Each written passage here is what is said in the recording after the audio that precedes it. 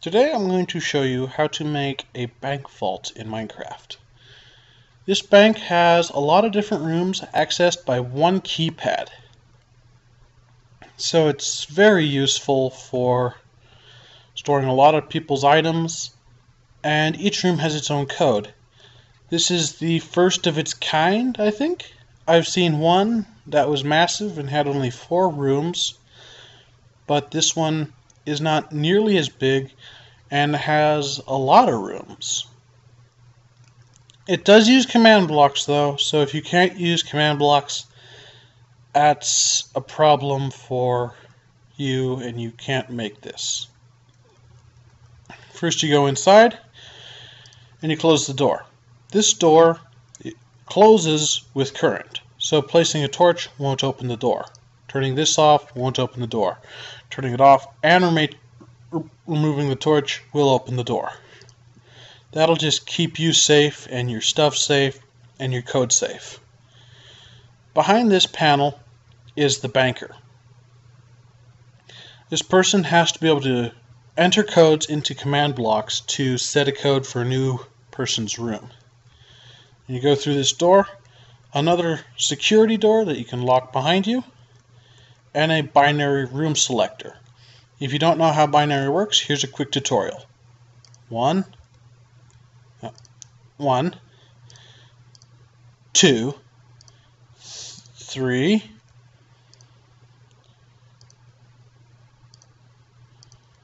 4, 5, 6, 7,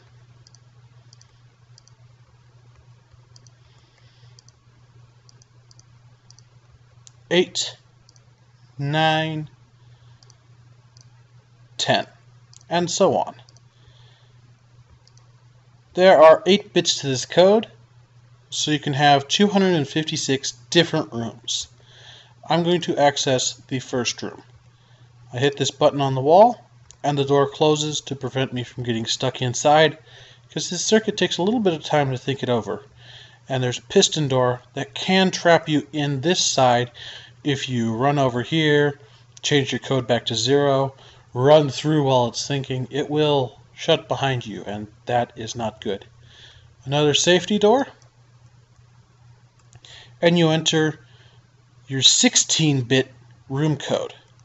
All the codes I have set to 1, but they are each individually settable. You hit the button, the door closes, and then opens. And a little while later, after it's finished thinking, the first room will open. There. And here's your private chest. And if you go back through, you can change this code to something else. Hit the button. This door will seal. It'll decide it's not going to shut, so it's going to open. And then in a few seconds, this door will seal. I just put a really long delay in to make sure the code gets updated before the door tries to. Now I'm going to go to room 2. So I'm going to set that again, hit the button while it's thinking, run back here, and go to room 2. To do that, I flip the second one and not the first one. Hit the button, it'll think about it, and let me through. And then room 1 is still open. No, okay, it had to think. Now room 2 is open. And I can use the chests in there and not in room 1 anymore. Now for room 3.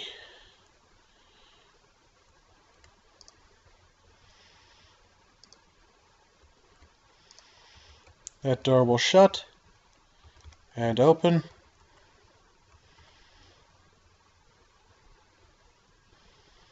And this door will shut in a minute here.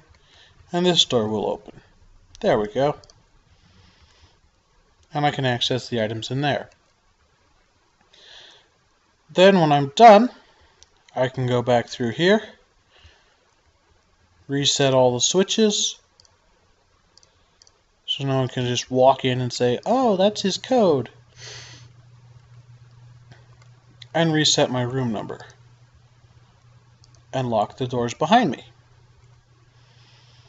And that is how you make an easy, well, that's how you use the Easy Vault system thing that I've designed. Now to show you how it works. That is how it works.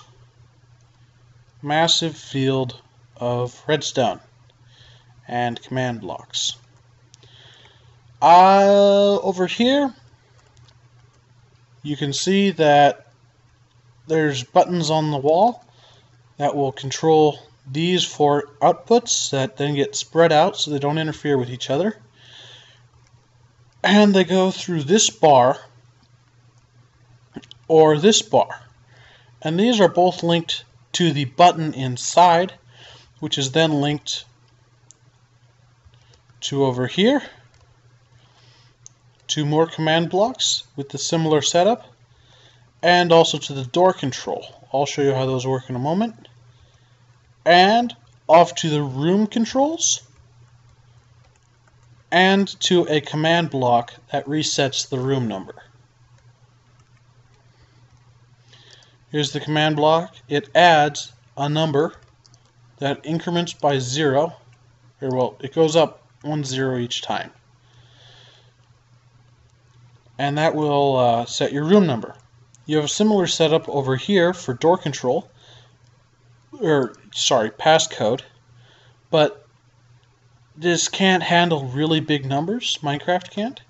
So I had to make two separate variables, one for each half of the hallway, to handle big binary numbers.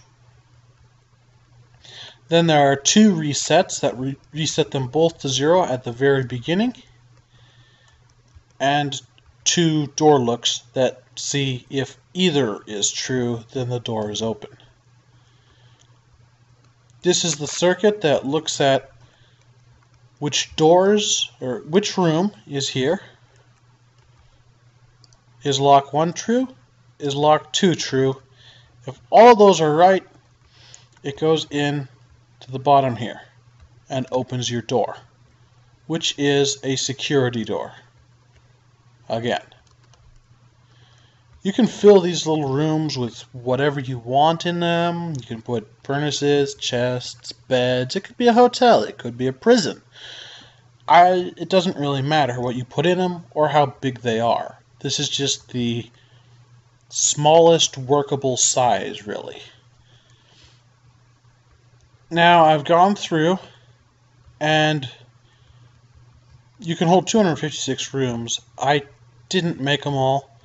I'm not the type who makes 256 identical rooms when I'm going to use not that many of them. Well, yeah, you get the point.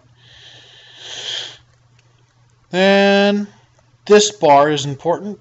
When you flip a switch, it would just add the number right then, but I had to put this in so I could zero everything and then add it so it gets to the right amount. I'm going to show you now each individual thing.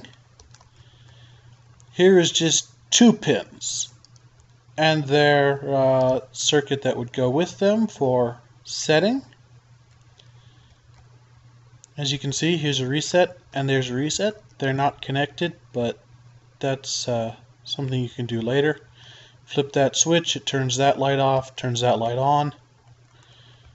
Flip this switch, it turns this light on. Flip it off. Should turn your light off. Oh, I see. I don't have redstone under there. There.